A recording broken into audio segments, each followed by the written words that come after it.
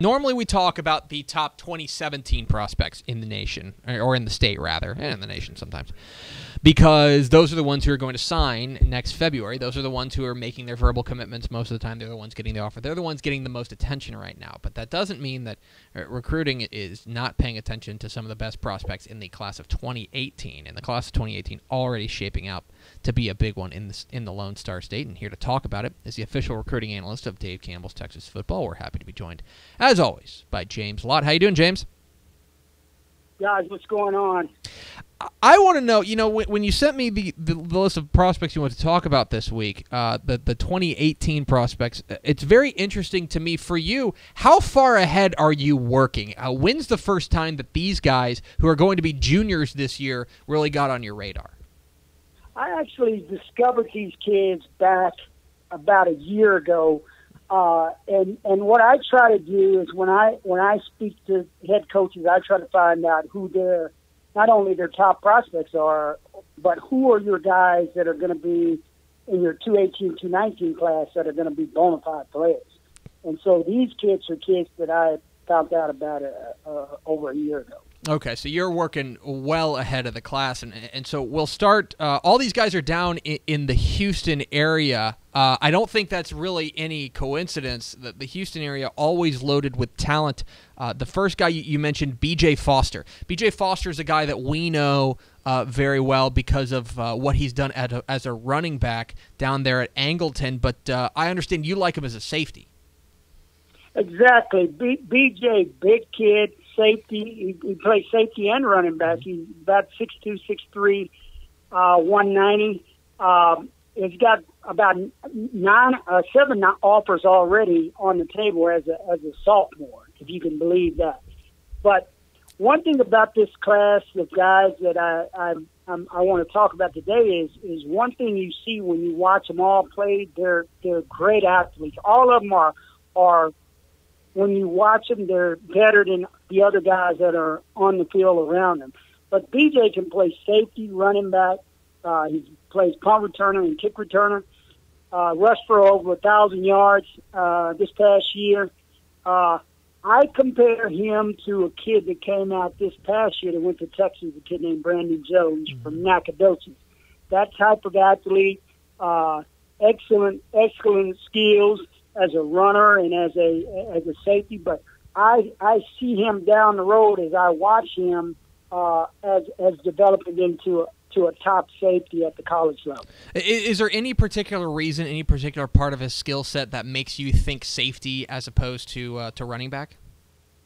What I look at when I watch him run as a running back, and he's a taller, long kid. These days running backs are shorter, more compact. But I look at him and I say, with that range and that athleticism, you would see him more, project him more. In colleges, will probably do the same as a safety at the next level, a guy that can sit in the middle of the field and that's rangy, that can cover from sideline to sideline and make plays on the football.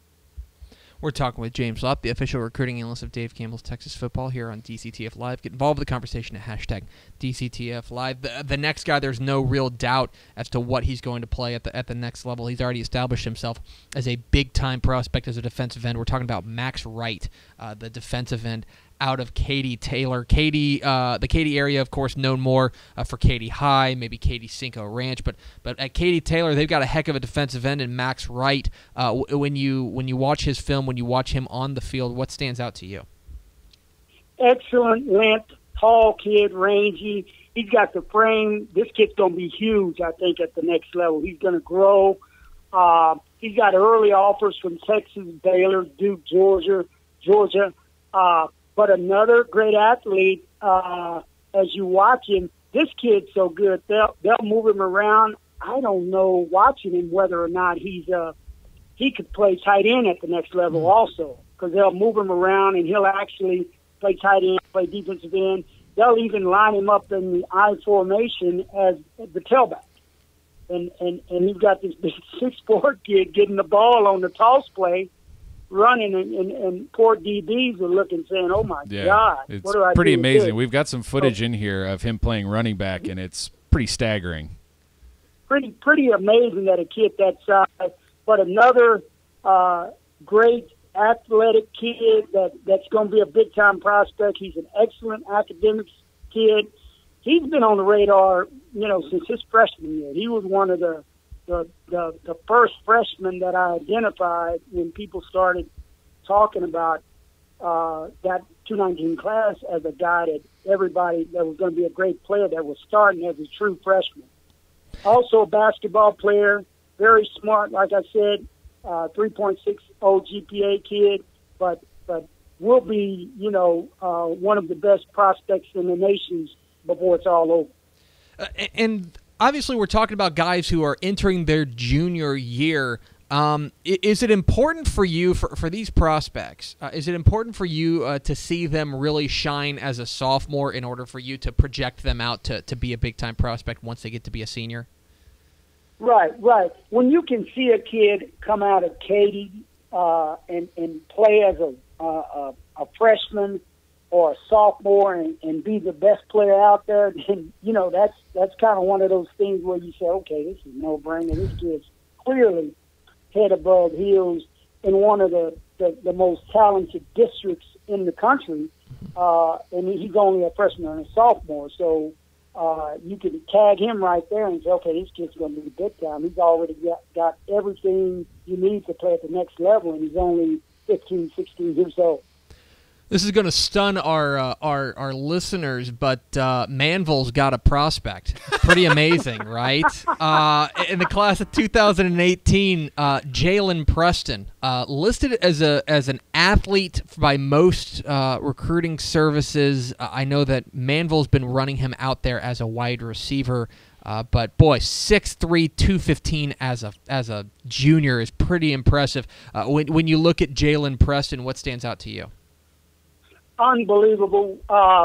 This kid here, now from what I understand, LSU offered the kid off of watching his basketball film. If you pull him up, Jalen Preston, and you Google him, you're going to just see video of him playing basketball because he's an AAU phenom that's been on the map as a basketball player since he was like the 7th or 8th grade.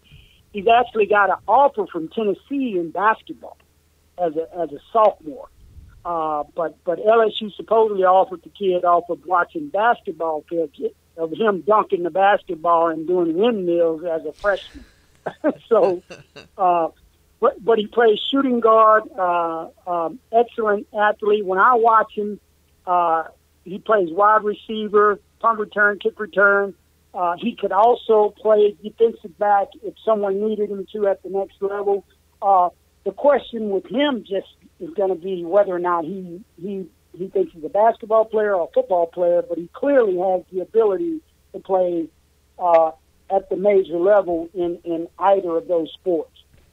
And when you've got a guy like that, a guy who can play basketball and football, and we see these all the time with guys who run track or maybe play another sport. Does that just add to it for you? Does that add to their profile in your mind, or is that something that maybe they're a little distracted by another sport? No, I look at it as to say this is an amazing athlete, and I think in all sports, football, basketball, whatever, you have to be versatile and you have to be athletic. So with a kid like this, you just look at him and say, wow, did you see this kid dunk a basketball? When I came out of high school, some of the people that recruited me, they said the same thing. They watched me run track and first heard about me running track before they started recruiting me in football. So one of those things that if you can have that tag as a exceptional athlete, I think it improves the stock.